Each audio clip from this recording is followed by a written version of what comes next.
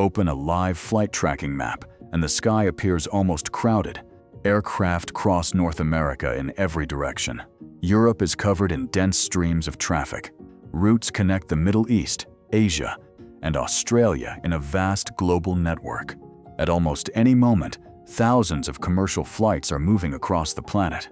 But then look south. Between South America and Africa lies a huge stretch of ocean known as the South Atlantic. On many flight maps, its central skies appear strangely quiet. Thousands of miles of open water separate two continents that seem close enough to be natural neighbors. Yet only a small number of commercial routes cross directly between them. The emptiness is striking. There are no great walls in the sky. No international rule forbids aircraft from crossing this ocean. Modern airliners are fully capable of making the journey. So why are so few of them there? Is the South Atlantic unusually dangerous? Is there something about the ocean that makes airlines avoid it? Could the region's strange magnetic behavior pose a threat to aircraft? Or is the explanation much less mysterious and far more revealing about how the modern world is connected? To understand the answer, imagine a passenger aircraft flying over the middle of the South Atlantic late at night. The aircraft is cruising at nearly 40,000 feet, far above the surface. Below it, the ocean stretches beyond the horizon in every direction. There are no cities, no highways, no familiar landmarks. On a clear night, there may be no visible sign of human life at all. The darkness above and the darkness below seem to merge. For the people inside the cabin, the experience may feel no different from any other overnight flight. The engines maintain a steady rhythm. The navigation systems track the aircraft's position. The crew follows a carefully planned route. But outside the windows lies one of the most isolated regions on Earth. If an emergency occurred, help could be very far away. The nearest suitable airport might be hundreds, or even thousands, of miles from the aircraft's position. That isolation seems like an obvious explanation for the empty sky. But the geography tells a more complicated story. On a map, Brazil and West Africa appear separated by an enormous ocean. Yet, the distance between parts of the two continents is smaller than many people expect. The Brazilian city of Natal sits on the northeastern edge of South America. Across the Atlantic, on the coast of West Africa, lies Freetown, the capital of Sierra Leone. The distance between them is roughly 1,800 miles, or about 2,900 kilometers. That is a long journey, but it is not an extraordinary one for modern aviation. Now compare it with the North Atlantic. The distance between New York and London is roughly 3,450 miles, or about 5,500 kilometers, nearly twice as far. Yet the air corridor between North America and Europe is among the busiest long-haul routes on Earth. Every day, large numbers of aircraft cross the North Atlantic. They carry business travelers, tourists, students, workers, families, and cargo. Millions of passengers travel between the two regions every year, so distance cannot be the full explanation. If aircraft routinely cross the much wider North Atlantic, why does the shorter route between South America and Africa remain so lightly traveled? The next possibility is safety. Commercial aviation is built around preparation for rare events. Modern jet engines are extremely reliable, but they are not considered impossible to fail. Aircraft must therefore be certified and operated according to rules designed to protect passengers, even when something goes wrong. For twin-engine aircraft, one of the most important concepts is known as ETOPS. The name originally referred to rules governing extended operations by twin-engine airplanes. In simple terms, these standards determine how far an aircraft may fly from a suitable alternate airport while still meeting strict safety and operational requirements. The idea is straightforward. If one engine fails over a remote ocean, the aircraft must be capable of continuing safely on the remaining engine and reaching an appropriate airport. Early restrictions were relatively conservative. Twin-engine airliners were expected to remain within a limited flying time of an alternate runway, but aviation technology changed jet engines became more reliable. Aircraft systems improved. Manufacturers gathered decades of operational data. Regulators gradually approved longer diversion times for certain aircraft. Modern long-range jets, including aircraft such as the Boeing 787 and the Airbus A350, can operate on routes that take them several hours from a suitable alternate airport, provided they meet the required standards.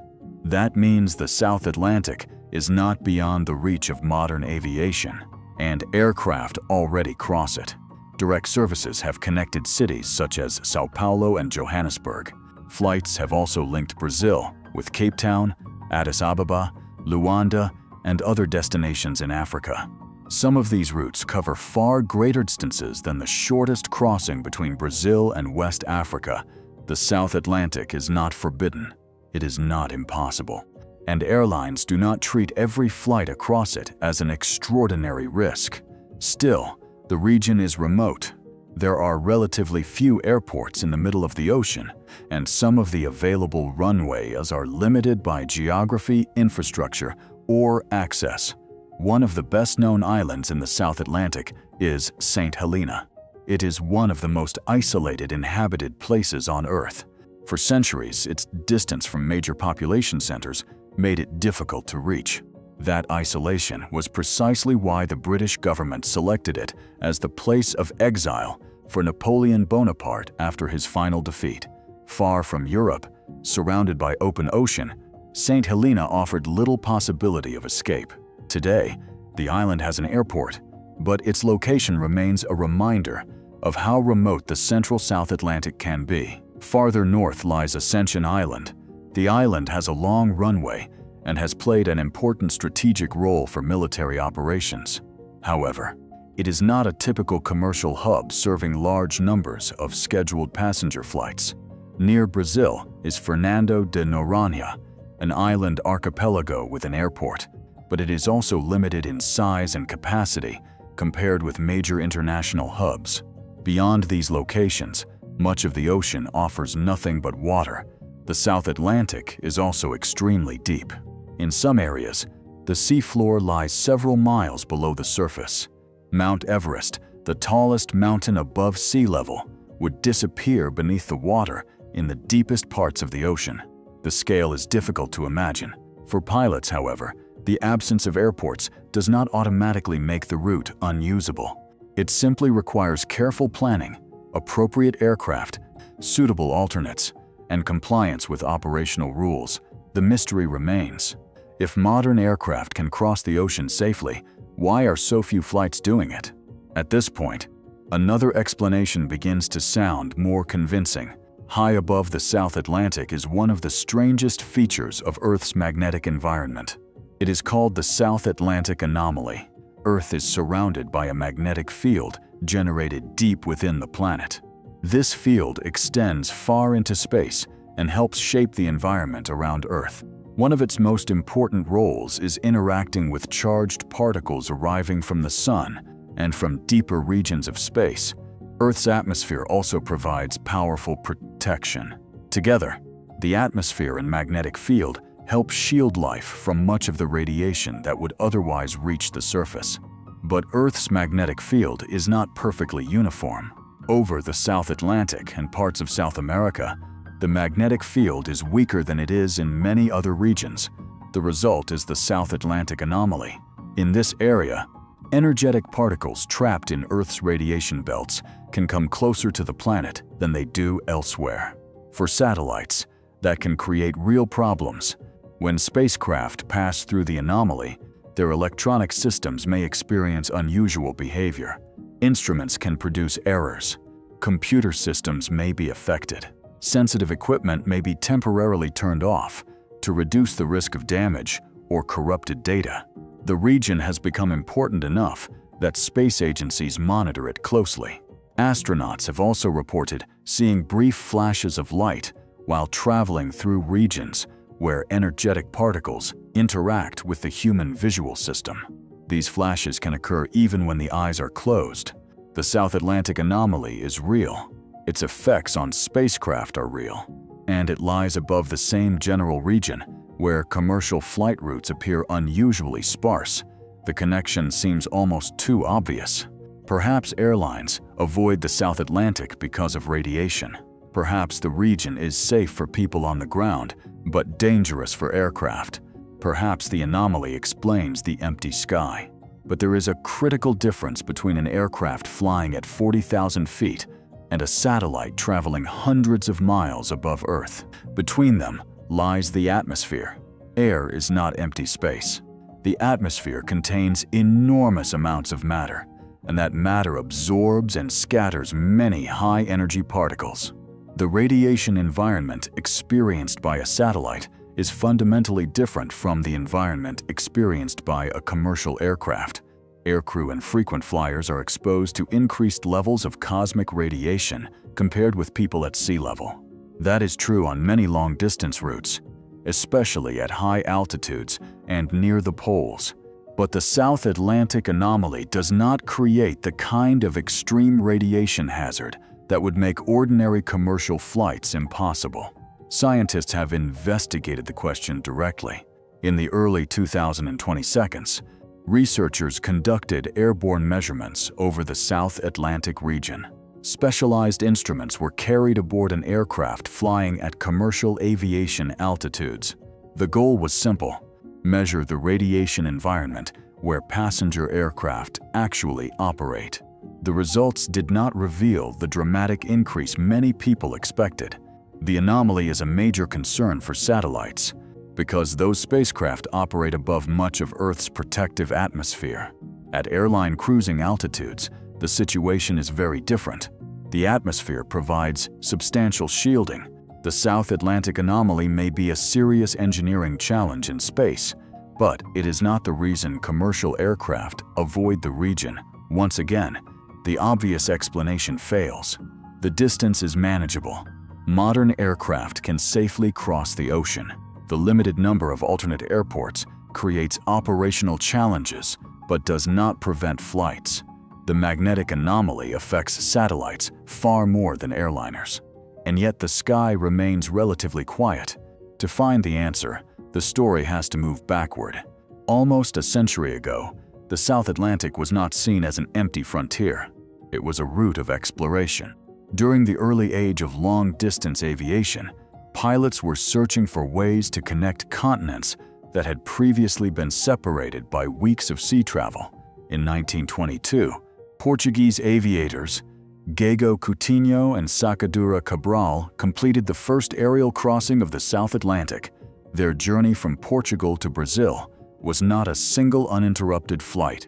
They traveled in stages, facing mechanical problems, difficult navigation, and the uncertainty of flying across vast stretches of open water with technology that was primitive by modern standards. Their aircraft were fragile compared with today's airliners. Navigations depended on careful calculations, celestial observations, and human skill. There was no satellite navigation, no modern weather radar, no digital flight management system, yet they crossed. A few years later, French aviators completed important non-stop flights between Africa and South America. The South Atlantic became a proving ground for aviation, and in some ways, it offered advantages over the North Atlantic. The northern route could bring severe storms, heavy cloud cover, strong winds, and icy conditions. The South Atlantic often provided more favorable weather along certain routes. During the 1932, European aviation companies began operating regular services across the region. France, Germany, and Italy all saw strategic and commercial value in connecting Europe, Africa, and South America. Then came one of the most extraordinary aircraft ever built. The Graf Zeppelin was not an airplane.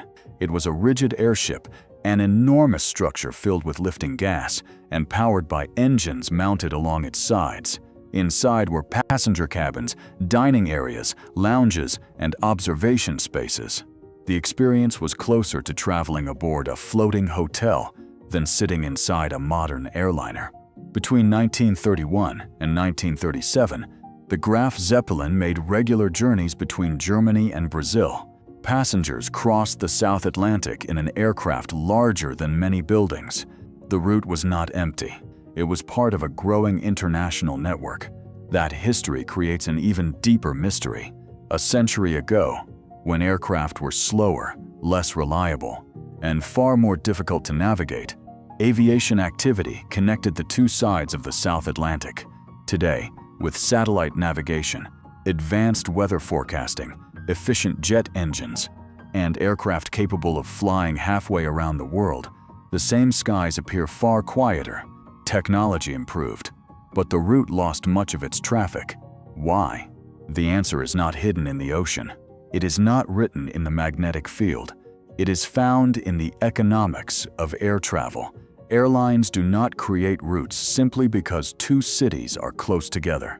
They operate routes because enough people are willing to travel between those places, and because enough of those travelers are willing to pay fares that can support the cost of the service. A long-haul flight is expensive. Airlines must pay for fuel, aircraft maintenance, crews, airport services, navigation charges, insurance, ground operations, and many other costs.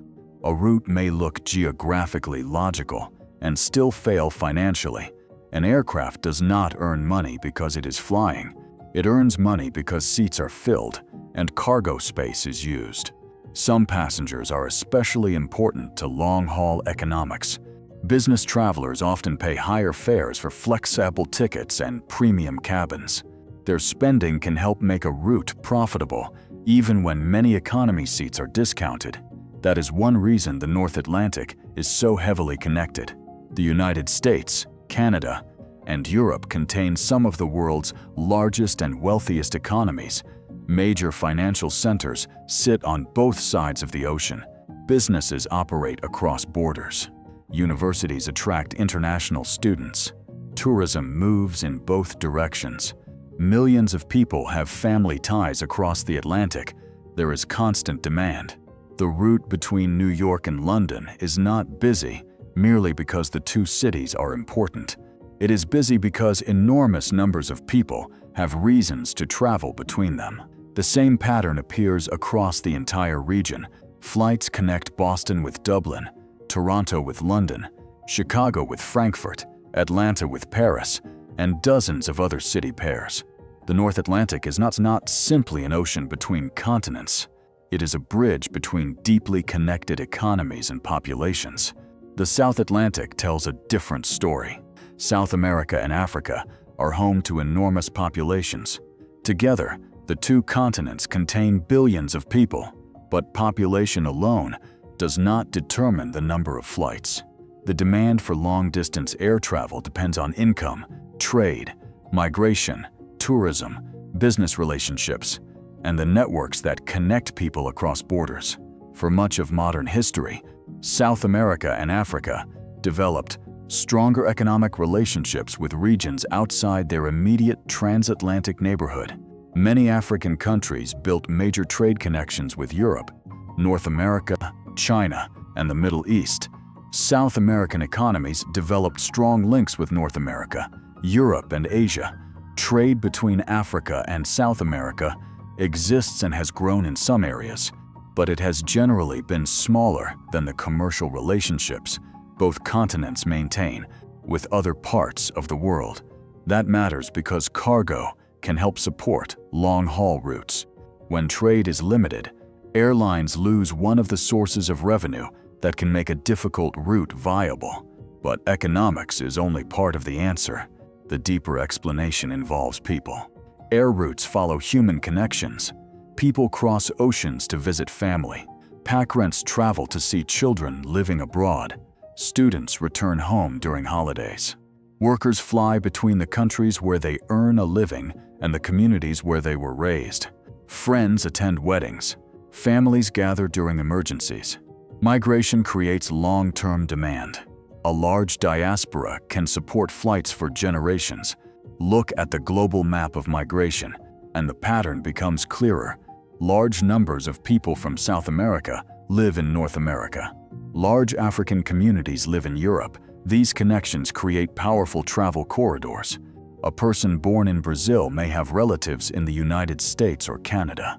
A person born in Nigeria, Ghana, Kenya, or another African country may have family members in the United Kingdom, France, Germany, Italy, or other European nations. Those relationships generate regular travel. But the migration link between Africa and South America is much smaller. There are historical and cultural ties, but they are not distributed across the two continents in the same way. The result is a gap in demand. The continents are geographically close, but many of their strongest human connections lead elsewhere. On a flight map, that relationship becomes visible. Routes rise north from South America toward the United States and Canada. Routes rise north from Africa toward Europe. The two continents face each other across the South Atlantic, yet many of their busiest air connections point away from one another. The empty space is not evidence of danger. It is evidence of weak demand. Airlines follow people, and people follow opportunity, family, work, education, trade, and history. The small number of existing routes provides further proof. Many direct flights between Africa and South America are connected to São Paulo. That is not accidental. São Paulo is the largest metropolitan area in South America and one of the continent's most important economic centers. It has a large population, extensive business activity, and connections to cities across Brazil and the wider region. Passengers from many places can travel to São Paulo and continue on an international flight. The city acts as a gathering point. Instead of operating many lightly filled routes between smaller cities, airlines can concentrate demand in a major hub. When enough passengers are brought together, a long-distance flight becomes more practical. Historical connections also matter. Brazil and Angola share the Portuguese language because both were shaped by centuries of Portuguese colonial rule. The history behind that connection is complex and includes colonization, forced migration, slavery, and profound human suffering. But it also created lasting linguistic and cultural links. Today, those connections contribute to travel between the two countries. Family relationships, business ties, shared language, and cultural familiarity can all create demand that supports direct flights. Other routes are shaped by similar patterns, where a large city can collect passengers from an entire region. A direct service may survive. Where strong cultural or economic ties exist, airlines may find enough demand. But where neither is present, the route may remain absent even when the geography seems ideal. That is the central answer to the mystery. The South Atlantic is not empty because aircraft are afraid of it. Modern airliners cross it safely. The ocean is remote, but it is not unreachable. The magnetic anomaly is important to satellites, not a hidden force that drives passenger aircraft away. The real reason is much simpler. There are relatively few people who need to travel directly between many cities in Africa and South America. There is limited demand compared with the enormous travel markets connecting North America with Europe, South America with North America, or Africa with Europe. Airlines see that demand in their data. They know where passengers begin their journeys. They know where they connect. They know which routes fill premium cabins. They know where cargo moves.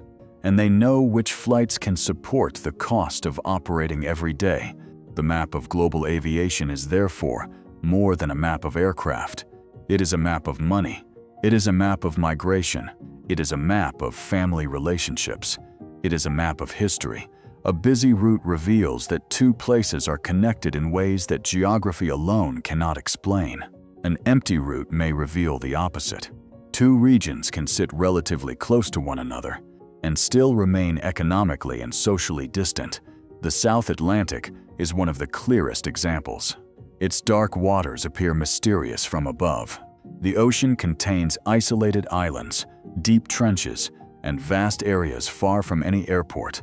Above it lies a strange feature of Earth's magnetic environment that can interfere with spacecraft. For years, those facts have encouraged speculation. They create the impression that something dangerous must be hiding there. But the investigation leads somewhere else. The ocean is not the barrier.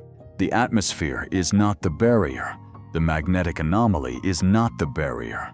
The barrier is the absence of enough demand to support a dense network of flights. Air routes are built by economic opportunity. They are strengthened by trade. They become permanent through migration and family connections. And when those forces are weak, even a short route across an ocean may remain quiet. But maps are not permanent. Air travel changes as economies grow. New trade relationships emerge. Cities expand. Migration patterns shift. Tourism develops. Governments negotiate new aviation agreements. Airlines discover markets that did not exist a generation earlier. Africa contains some of the world's fastest-growing populations and expanding economies. Brazil continues to build commercial relationships with African nations. Trade between the two regions may increase. New business partnerships could create new demand. As those connections grow, the skies may change with them. Perhaps decades from now, the central South Atlantic will no longer appear empty. More aircraft may cross between African and South American cities. New routes may connect regions that are currently linked only through distant hubs. The Quiet Corridor could become a major international network. In a sense, that would not be entirely new. A century ago, pioneers crossed this ocean with fragile aircraft and limited technology. The Graf Zeppelin carried passengers across the same waters long before modern jet travel existed. The South Atlantic has connected continents before. It may do so again on a much larger scale. Until then, its empty skies remain a lesson. The world is not connected according to distance alone. A map may show two continents facing each other across a narrow ocean, but geography does not guarantee a relationship. People create routes. Trade creates routes. Families create routes. Opportunity creates routes. And airlines follow those connections. The next time you open a live flight map and notice the quiet expanse between Africa and South America, remember what it represents. There is no monster beneath the ocean forcing aircraft away. There is no invisible wall in the sky. The South Atlantic is not a forbidden zone. Its emptiness reflects the way the modern world is organized. The busiest paths often lead toward wealth, opportunity, and long-established human connections. And sometimes, the most revealing part of a map is not where the lines appear. It is where they do not.